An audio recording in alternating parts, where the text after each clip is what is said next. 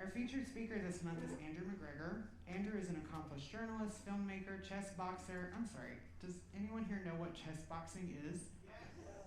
Wow, I did not know about this. It's a thing, y'all. Like, it's got a huge following, and it's impressive. I fell down a whole Carson Daly hole because it was a strange night. But yeah, don't let Andrew away from here without explaining it to you out in the courtyard or something. It's an impressive thing. But very easy to see why he was named one of LA Weekly's top 40 interesting people. And he is also a visionary in the eradication of landmines, and that is what he's here to discuss. Please give a warm welcome for our featured speaker, Andrew McGregor.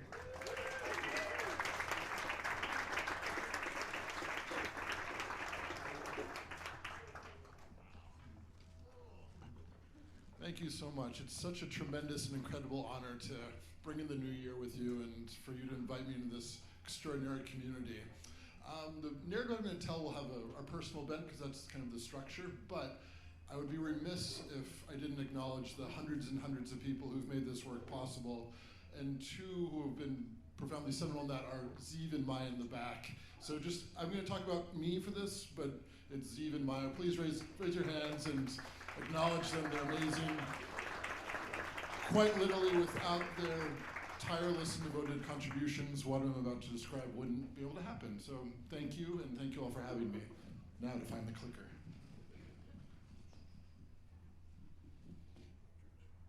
Huzzah, okay.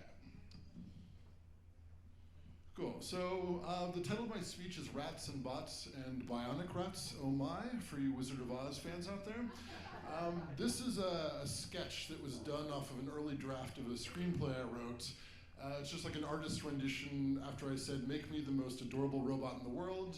And you can see there's a little, I get a laser pointer. There's a little mouse right there. So this won't make any sense now, and it'll make complete sense by the time I'm done. And I think that's a great thing. So I'm going to go back a little dark to how all this began. About a decade or so ago, I started a not-for-profit with a couple of wonderful friends that used to teach journalism to people living in refugee camps and conflict zones. So the methodology was we teach people living in this situation how to do their own digital storytelling, and then we'd help them get jobs, and their stories would eventually end up on CNN and places like this. For our students who didn't have a full journalism career path, they could do PR for the United Nations and things like that. So I know a lot of you do mentorship and things like that, so media is actually a very efficacious way to help people get a job, because once they have that check coming in, it really ties them into what they're doing, the vocation. And then also journalism has, and this is somewhat under fire now, but there's an intrinsic kind of critical thinking involved with teaching that practice. But this is from my own photojournalism. I was embedded with some United Nations peacekeepers in Eastern Congo. There's still about 35,000 UN troops stationed there. It's persistently violent.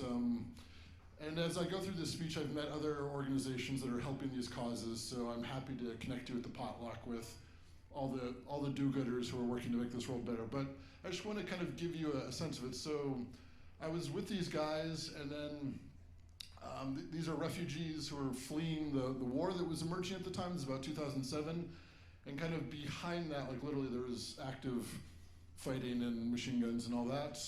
And then we made it to a group of people who hadn't had food in about 6 weeks, and then things got very hectic. This was kind of, I mean, it's obviously strange, but it was the day before mortars started to get dropped down on us. And like all the kids started to kind of pick up machetes, and there was like weird sense of violence. So you can see she's just kind of like deep, but like the next day, like all hell would break loose. This is a Congolese soldier from one of the paramilitary groups who was shot through the chest. I took this in a Doctors Without Borders clinic. Anyway, so this is formative in my moral thinking of like, how do we help the world? Because I got to see the bad things that can and do happen to people. So one of the kind of accoutrements, if you will, of war is landmines. And so landmines are still in dozens of countries. They're not as bad as they used to be, but they still kill and maim thousands and thousands of people every year. And in addition to the actual lethality of the device, they cause terror. So For example, Cambodia has a lot of landmines, and if you are a Cambodian farmer and you know that a cow was blown up 10 years ago, you just like won't return to your farm until it's certified as clear. So yeah, I was kind of like back from Congo, like, how do you make this all stop? Landmines came to my kind of consciousness. Oh yeah, a bit more about it. So in certain parts of the world, it's so kind of pervasive that there's like a Miss Landmine beauty contest. I believe the one on the left is from Angola and the one on the right's Cambodian. So it's just like, it's such a common part of life in these areas. It's like, you know what, let's just have the beauty competition around it. So I just want to kind of emphasize that, because I know in this culture specifically it can become like a malaria issue, but for a lot of people, the metaphor I like is, imagine being a kid, you're afraid of the ground. So it's just an entirely different thing. And I think that kind of beauty pageant expression sums up in a little bit of a comprehensible way. So I started to study different methodologies of how people are getting rid of landmines, and one of these is an NGO called APOPO. APOPO was founded by a Belgian Buddhist product designer who grew up loving rats as a kid. And so when he kind of came to his adult career, he was like, you know what, rats are so clever and smart and I love them, I bet they can find landmines. And he's correct. So basically, rats are extremely smart and have kind of dog-like senses of smell, and they're able to sniff the TNT in the landmines. So again, I didn't have a engineering background at all at this time, but I wanted to help. So around this time, I was invited to be a judge on this thing called the Robot Film Festival that seeks to showcase benevolent human-robot interactions. And like one of their mottos used to be like, what if Skynet loved us? And so it's like, that would be a different movie, right? Like, Skynet's like, no, generals, calm down. You know. So then I started to think of all these other kind of stories and technologies. And like, oh yeah, what if like the rats and the robots, like the rats I knew about and the theoretical robot in my movie I was about to write, could like work together? Would that inspire people in that like Star Trek-y kind of way, you know? So I want to take a brief step back and talk about broader cultural narratives and technology, because this is something that's accessible to all of us. And so kind of artificial humans or robots have a long history. It's almost a multi-generational tech development, like flight coming from those Da Vinci sketches into the Wright brothers. There's the bronze Telos protector from Greek mythology, obviously Pinocchio, and then you have the golem of Czech mythology, who is this clay creature that was a protector of the Jewish community there. And then Mary Shelley's Frankenstein with its kind of overtones of God and divinity, which is kind of interesting, right? And then this one's not quite as well known, but I think it should be. So Thomas Edison devoted a substantial amount of his career to making this Eve doll. And it's a phonograph kind of plugged into this creepy looking doll. And it was a business disaster, but it did speak because it used that technology. But he destroyed most of them, and there's like speculation it looked like a daughter of his. It's just, there's a great book on it called Edison's Eve. But yeah, so that's in our own American culture. We have this kind of little known idea to make a synthetic human that way. And then to kind of take it back to, in terms of story and like culture and kind of the etymology of words and how those, I think we're all more sensitive to language these days, but something we don't often think about is the word robot comes from the Czech, and it comes from a Czech play, in particular, written by Karel Čapek, and this was a Broadway hit at the time. So except the plot is there's these like clay creatures, because again, this was invented before the personal computer, the play, and it was a commentary on like serfdom and slavery in Central Europe and the peasantry. But yeah, so these clay creatures get animated, they take over the world and then destroy the world, but they can't innovate because they don't have human creativity at the end. And again, it was a Broadway smash. But that's where we get the word robot from. So if you think of how you use the word robot, it generally means like some kind of forced labor, something like that. It's not like your Pinocchio thing. And I want to talk about American culture in particular, because we are of a kind of Mary Shelley culture, right? Like, I know this is a non-denominational group, but like the Frankenstein thing's like, yeah, should you play God or not, right? And then you take the Terminator, which is kind of an extension of that, and if you remember the plot of Frankenstein, Frankenstein the monster only goes crazy when Dr. Frankenstein refuses to make him a lover, right? because Frankenstein's lonely, so he's like, oh, fine, if I can't have anyone, no one else will. And then he becomes this horrible monster. By the time we get to Terminator, it's just like, the unrequited love thing isn't even there. It's just like, But as Americans, this is kind of our background. And then another point for those of you involved in technology, because I've entered robotics from this like kind of sideway angle, I do notice that so much of American academic and just technology funding has some kind of military root, that when I like work with 18-year-olds who like want these engineering careers, their minds are like already honed to like what can make money and like how do I get a DARPA grant. And there's a whole moral connotation just from a base level of that you kind of have to like see your way out of through extreme events. And I want to kind of contrast it with Japanese culture.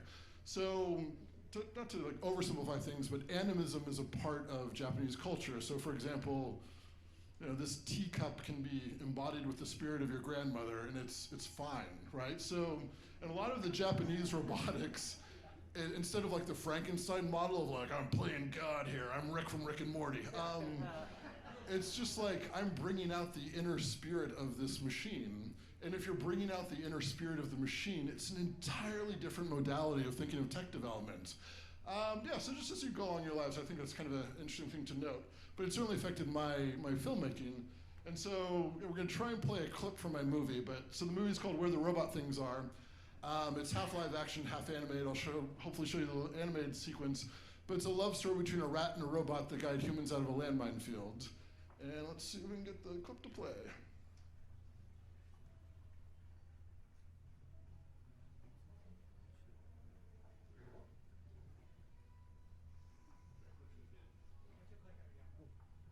We're almost there. Huzzah.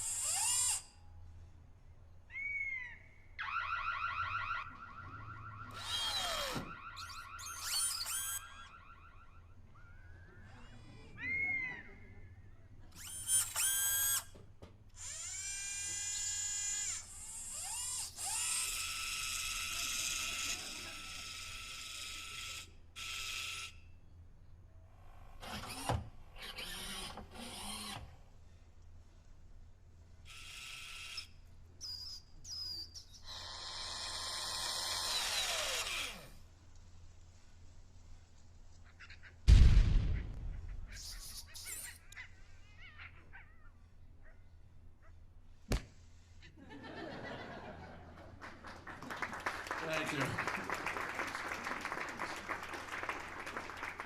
Thank you very much. All right, so I had the movie and I kind of got obsessed with this idea of making the robot from the movie a reality. I'm condensing like 8 years of stuff here, so the timelines aren't like completely coherent, but yeah, so I basically became a maker. That was my entry into kind of the world of technology, and I want to note LA not-for-profit in particular called Crash Space. There's these like wonderful devoted people. It's kind of like the Burning Man art card guys, the SpaceX people, to these awesome women who code things. It's a wonderful community, and they basically provided this high-level tech resource that would let me kind of learn robotics. And so I started to do that, and along the way, because it's Los Angeles, I was almost on a giant TV show called America's Greatest Maker, and I was like, yeah, we're gonna do it, we're gonna change the world, and then got canceled like 2 days before one was gonna start, which is also very LA. But yeah, so this was like the prototype of the robot, and then so it was coming along quite well. I was happy, but like all great and noble things, I didn't quite know what I didn't know, and so it turns out that having a robot like relate to anything, much less a non-human animal, is really hard. Like implies all sorts of things like theory of mind, that how do you even code that? And then from the rat's point of view, this was like a very, very cool rat named Pepper. And so basically it was trained to dispense some rat food from this, basically a converted aquarium feeder. And so like Pepper was just great, like he'd eat from your hand, gentle, snuggles with you, all that. But when the robot and Pepper connected, Pepper would just jacked it with like violence. It just ripped the food out. I was like, oh dear. So I was crestfallen and I was ready to move on, having reached the very limits of computer vision and robotics itself. I'm like, all right, you know, it was a great run. But then I went to a lecture by this roboticist named Ian Ingram, and Ian, kind of an artist more than kind of a technologist, but he makes robots that communicate with animals in nature. This one's called Lizardless Legs. And basically there's a certain species of lizard in Southern California that will do push-ups on the hot part of the rock to get the good sun. And this is a show of dominance. So he kind of invented this thing that has, from the lizard's perspective, the form factor of the push-ups.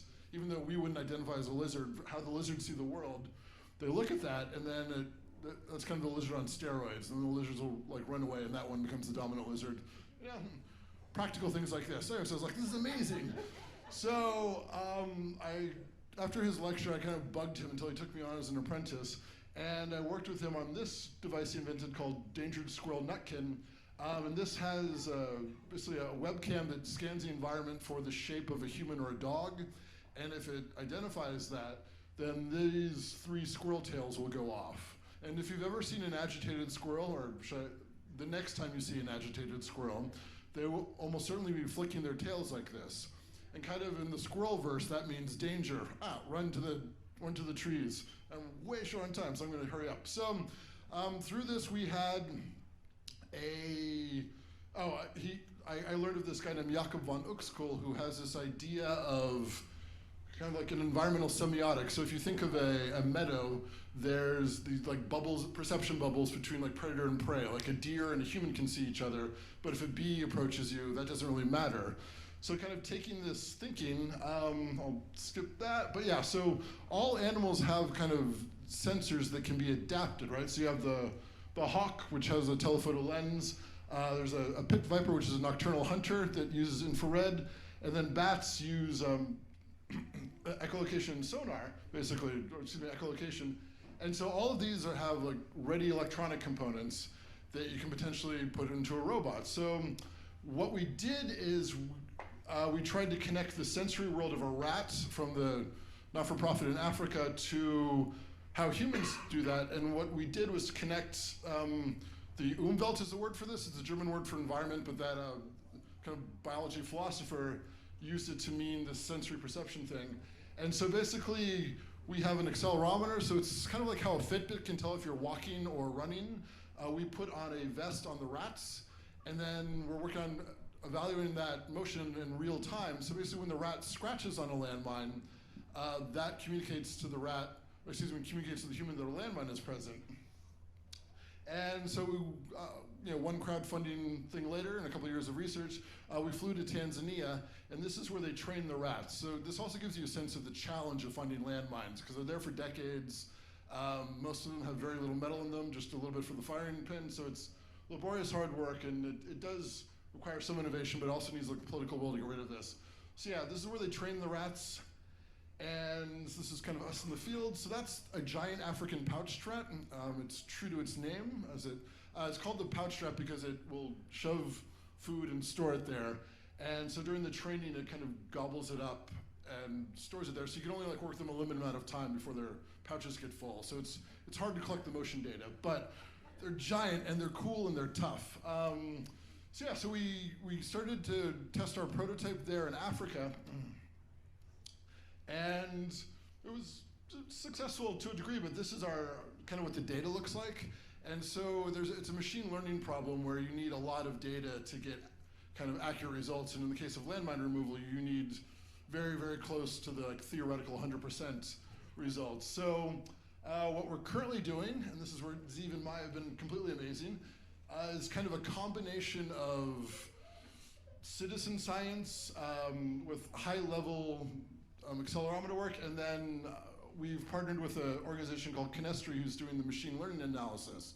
So Zeev's designing the high-level tech for it, and then we're working with 2 citizen scientists, like do-goody, awesome animal caretakers who are helping to train the rats. So we need the rats to do this kind of from birth and in a kind of controlled manner. So they're training 2 rats of a different species who we think will have a similar body motion to the rats in Africa. And also I'm working with LA schools, so potentially there's going to be programs where kids in LA schools can contribute to research that'll have potentially real life-saving benefits. And so I just kind of want to lay out the value of collaboration and kind of bringing more people in. And yeah, as I conclude, I just want to emphasize something that I think everyone can take away from that is, like, look, I just wrote a simple short story, but kind of by having that story, I was able to cross these barriers within myself. And every barrier I crossed within me was a bridge to a new community. And as I think you all know, like, the power of community to do anything in this world is immense. And kind of as I look at the grand tapestry of humanitarian work, human rights works, and the big, challenging, amazing future we can have if we can work it out, is that we all have, we're all patches in a quilt, and we just focus on our one patch and we look for those connections with other patches, and we can have that big tapestry, that beautiful tapestry. And if you remember anything from this speech, I just hope it's that it was just one little story. Making that story and living that story changed me, and I was able to meet amazing people, and amazing communities helped out, and we're close to this incredible thing that was hard to imagine even years ago. I thank you for your time. I wish you all a wonderful New Year. You're great. All the best.